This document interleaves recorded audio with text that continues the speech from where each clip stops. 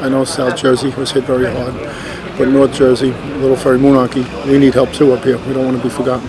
It's going to be a tremendous cost and a long time building. And I just wanted the senators to see that. And today, that's exactly what I want to explain to the senators, that we need help to get to pay for some of these costs. A lot of these residents are using their own money to rebuild their homes. We can't add an extra burden on them on taxes next year. So we're looking for help from the state and federal government. Now this is our council chambers, but also acts as our courtroom. The night of the storm is when we had, I think, 5 residents, dispatcher, one of the sergeants, and the superintendent of public works actually standing up here because there's no way of getting out because the water was holding the doors closed from the outside. So they were stuck in here. Actually, we had to send the boat to come get them out of here. Well, very frightening. Had to be frightening, especially seeing the water coming in, not knowing where it was going to stop or when it was going to stop.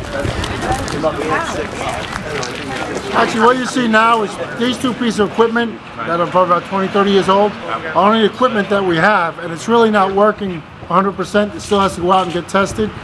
All the gear that we had here, what wasn't on the trucks, were here. All has to be replaced. What was not washed away has to be replaced. And like I said, we had chief's trucks, assistant chief's trucks, and 3 other fire trucks that are they're up there now, basically going to be told that we can't use anymore.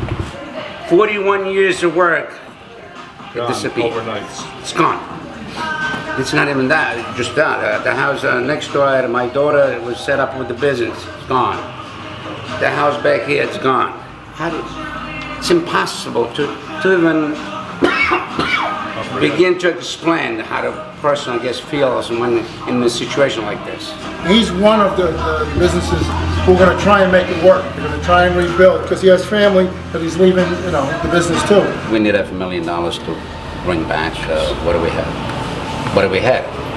And that's just for him to rebuild. Now he's got lost revenue. It's got to be at least another $200,000. Just to rebuild. If they stop me, I use the credit card. If they stop me, I wouldn't even be able to open. I sold my stock. I sold everything. My daughter, she's here. This is what my residents were telling us at the council meeting the other night. Our homes have been devalued. We've lost everything we have, and now you're gonna raise our taxes to help with the cleanup cost. And of course, we're letting them know that we're lobbying as hard as we can to make sure that that number goes from 75 to 90%. But we're gonna need help because it's not fair for them to cover these costs plus rebuild and their homes being devalued. A couple of things stick in my mind. I mean, first, just the level of the destruction in communities that never would have dreamed that they would have so much water inundating their communities, and the resiliency of the people. I mean, to see all these businesses that have their lights on and they're cleaning up and they're just committed to rebuilding their lives. That was really something of an emotional experience. There is a very long road here. From the simplest reopening the local volunteer firehouse to the equipment that's needed to the borough hall, my lasting impression is that the mayors, the people on the front lines here have done a yeoman's job.